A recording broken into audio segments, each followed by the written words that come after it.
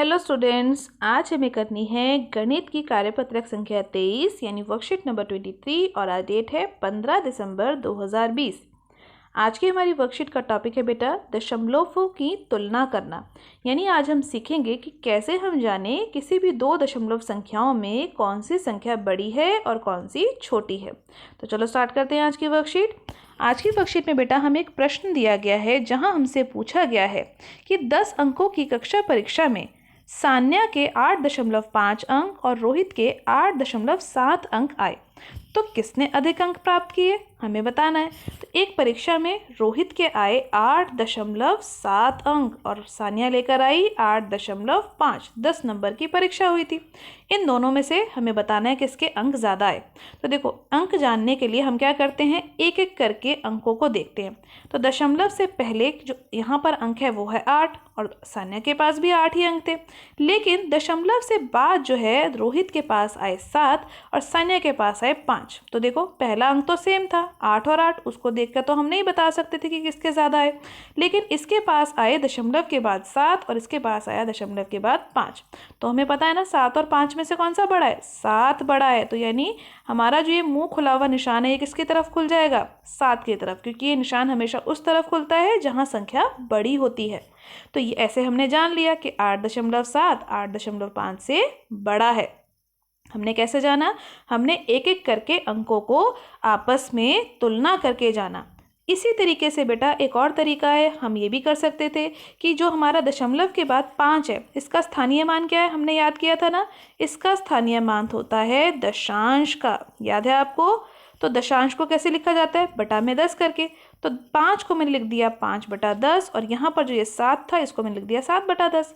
अब 5/10 और 7/10 में से कौन सा बड़ा है, ये वाला 7/10। तो इसीलिए 8.7 बड़ा हो गया 8.5 से।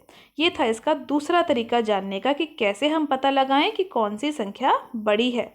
आप इस पहले वाले तरीके से भी काम कर सकते हैं जो कि मैंने यहाँ पर आपको बताया है। ठीक है, अब देखते हैं आगे के प्रश्न को।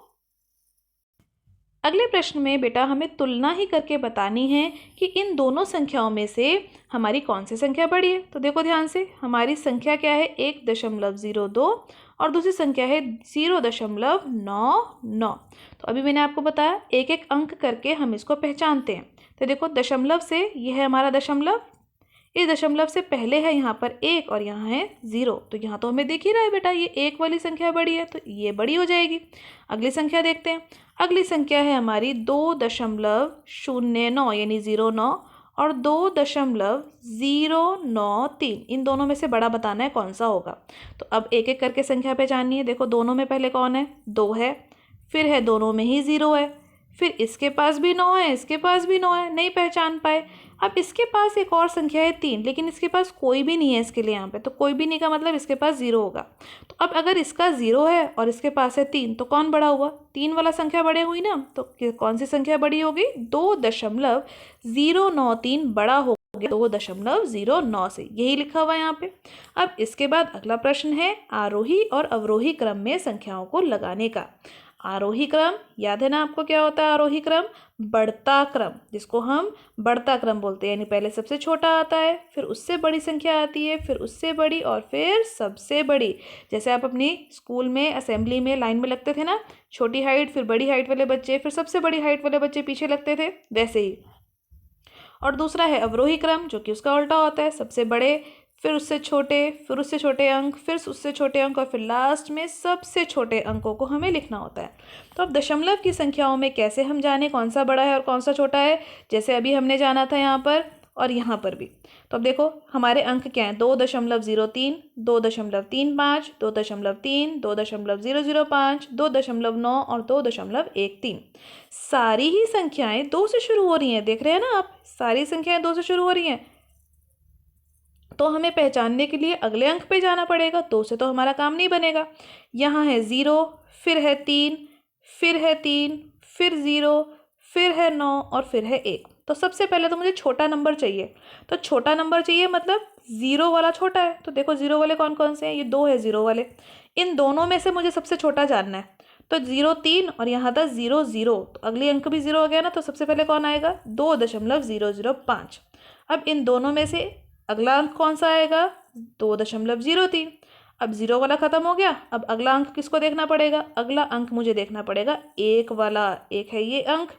इसके अलावा कोई भी अंक ऐसा नहीं है जिसके पास 1 था, तो इसीलिए हमारा अंक आ गया 2.13। अब अगला 3 वाला बचा। एक ये है 3 का अंक जिसमें 2.3 आ रहा है, और एक ये है 2.35। अब इन दोनों में से कौन सा बड़ा है? देखो ध्यान से, इन दोनों में से जो छोटा है उसको पहले लिखना और बड़े वाले को बाद में। तो 2.3 जो है वो छोटा है, क्योंकि इसके पास तो 5 भी था। तो 2.3 आया पहले, फिर लिखा 2.35 को। इसके बाद देखो अगली संख्या कौन सी बची? 2.9। तो वो सबसे बड़ी है, वो आखिरी में आ गई। इसके बाद हमें जानना है अवरोही क्रम के बारे में। अब अवरोही क्रम में भी देखो बेटा, जो संख्याएं लिखी हैं वो सारी ही 4 से शुरू होने वाली संख्याएं हैं, यानी इन्हें पहचानने के लिए हमें दशमलव के पीछे की संख्याओं को देखना पड़ेगा, और अवरोही में सबसे बड़ी संख्या को आगे लिखना है। तो 4 दशमलव, यहाँ है 1, यहाँ फिर से 1, फिर 0 है, फिर 0 है, और फिर है 7। तो 7 बड़ा है ना, तो सबसे पहले आ गया 4.7। अब इसके बाद 1 वाली संख्या ढूंढनी है जो थोड़ी सी इससे इन दोनों में जो बड़ी है वो पहले लिखनी है। तो 4.107 और 4. जो हमारा 17 इन दोनों में देखनी थी। इन दोनों में से फटाफट से देखकर बताओ कौन सी संख्या बड़ी होगी? हमारी बड़ी होगी 4.17, क्योंकि इसके पास था 0 और इसके पास था पहले 7। तो 4.107 आ गया। उसके बाद इन दोनों में से कौन सी बड़ी है? ये बड़ी है 4.071, और लास्ट में आ गया 4.017। तो खत्म हो गया हमारा आरोही अवरोही क्रम। अब हम करते हैं आओ करो के जो हमारे अभ्यास प्रश्न हैं उनको। पहला प्रश्न है हमारा, दशमलवों की तुलना करें और बड़े दशमलव पर गोला लगाएं। तो देखो यहाँ पर पहला प्रश्न क्या है? 0.5 और 0.05। तो एक एक करके अंक देखो, दोनों में 0 है, फिर 5 है और यहाँ है 0। तो दोनों में से कौन सा बड़ा हो गया? 5 वाला अंक बड़ा हो गया। अगली संख्या देखते हैं, 0.07 या फिर 0.02। तो दोनों में ही 0 है पहले, और फिर 7 वाली संख्या तो बड़ी हो जाएगी। अगला है 1.23 या फिर 1.2। दोनों में ही 1 है, फिर दोनों में ही 2 है, और यहाँ था 3। तो 3 वाली संख्या बड़ी। अगला देखते हैं 3 और 0.8। तो यहाँ तो 3 वाली ही संख्या बड़ी होगी, क्योंकि इसके पास कोई दशमलव नहीं है, तो ये पूर्ण संख्या है। इसके बाद हम शुरू करते हैं हमारा प्रश्न नंबर 2। प्रश्न नंबर 2 में हमें फिर से वही बताना है, हमें ये चिन्हों का इस्तेमाल करते हुए बताना है कौन सी संख्या बड़ी है, कौन सी छोटी है और कौन सी बराबर है। तो पहला प्रश्न देखो, 0.7 और 0.17। तो देखो 0.0 के बाद यहाँ 7 है और यहाँ 0 के बाद 1 है, तो कौन सी बड़ी होगी? 7 वाली। और जो संख्या बड़ी होती है उसकी तरफ ही निशान खुला हुआ बनता है। अगली संख्या है 0.20 और यहाँ है 0. कुछ भी नहीं है। तो जहाँ कुछ भी नहीं है यहाँ होगा एक 0। अब देखो दोनों तो बिल्कुल एक जैसी हैं, तो ये कैसी हो गई? बराबर। अगली है 0.9 और 0.19। तो यहाँ है 9 दशमलव के बाद और यहाँ है 1, तो कौन सी बड़ी हो गई? 9 वाली बड़ी हो गई। उसके बाद है 0.05 और यहाँ है 0.5। तो कौन सी बड़ी होगी? दशमलव के बाद यहाँ था 0 और यहाँ था 5, तो 5 वाली बड़ी हो जाएगी। अगला है 0.68 और यहाँ है 0.86। तो देखो दशमलव के बाद यहाँ 6 है और यहाँ था 8, तो 8 वाली बड़ी हो जाएगी। इसके बाद अगला प्रश्न शुरू करते हैं। अगला प्रश्न है हमारा आरोही क्रम का, जैसे अभी हमने फिनिश किया था। अगला प्रश्न है हमारा आरोही क्रम का। आरोही क्रम अभी हमने सीखे थे, कैसे क्रम? बढ़ता क्रम, जिसमें हमें सबसे पहले छोटी संख्या लिखनी है, फिर उससे बड़ी, फिर उससे बड़ी और फिर सबसे बड़ी संख्या। तो पहले प्रश्न में सबसे छोटी संख्या हमें ज्ञात करनी है। तो देखो ये है 1 दशमलव की संख्याएं, फिर अगली है 2 दशमलव पे लगी हुई संख्याएं, फिर उसके अगली है 3 दशमलव पे लगी हुई संख्याएं, और लास्ट वाली है हमारी 4 दशमलव वाली संख्याएं। तो 4.9 तो सबसे बड़ा हो गया। अब छोटी संख्या हमें किस में से पहचाननी है? हमें पहचाननी पड़ेगी इन दोनों में से। तो देखो 1.09 और 1.9। तो 0 पहले आता है ना, तो 1.09 आ जाएगा सबसे छोटा। उसके बाद होगा हमारा 1.9, फिर उसके बाद इन दोनों में से 2 वाली में संख्याओं में से भी ढूंढो, 2.03, फिर 2.05, क्योंकि 3 छोटा होता है तो 3 पहले आ गया, और फिर उसके बाद आया 2.05। फिर कौन आएगा? 3.5, और फिर लास्ट में आएगा हमारा 4.9, क्योंकि वो सबसे बड़ा है। तो हो गया हमारा पहला प्रश्न। दूसरे प्रश्न में देखते हैं, 0.09 है पहले, फिर है 0 दशमलव, फिर 0.99, फिर है हमारी 1 दशमलव वाली संख्याएं। तो हमें पहचानना है इन 0 वालियों में से, जो 0 वाली दो संख्याएं हैं ना, इन दोनों में से छोटा कौन है। तो 0.09 जो है वो छोटा है बेटा, क्योंकि 0 पहले आ रहा है। अगली वाली में क्योंकि 9 आ रहा था तो 9 हो गया इससे थोड़ा सा बड़ा। अब देखो इन तीनों में से पहचानना है कि कौन सी बड़ी है या कौन सी छोटी है। तो हमें सबसे पहले इनमें से छोटी पहचाननी है। तो छोटी कौन सी है? 1.09। फिर उसके बाद आएगा 1.93 और फिर सबसे आखिरी में आएगा हमारा 1.99। तो देखो दशमलव की संख्याओं में 0 आया, फिर 9 आया और फिर दोबारा 9 आया। तो और इन दोनों में से कौन सा बड़ा था? ये वाला बड़ा था, 9 वाला। इसलिए हमने इसको इस तरीके से लिखा। हो गया हमारा आरोही क्रम। अब हमें अरेंज करना है अवरोही क्रम में। अवरोही क्रम इसका उल्टा, यानी पहले सबसे बड़ी, फिर उससे छोटी, फिर उससे छोटी और फिर सबसे छोटी संख्या। तो पहला भाग देखो 3.40, 3.04, फिर है 2.54, फिर है 2.89 और फिर लास्ट में है 2.9।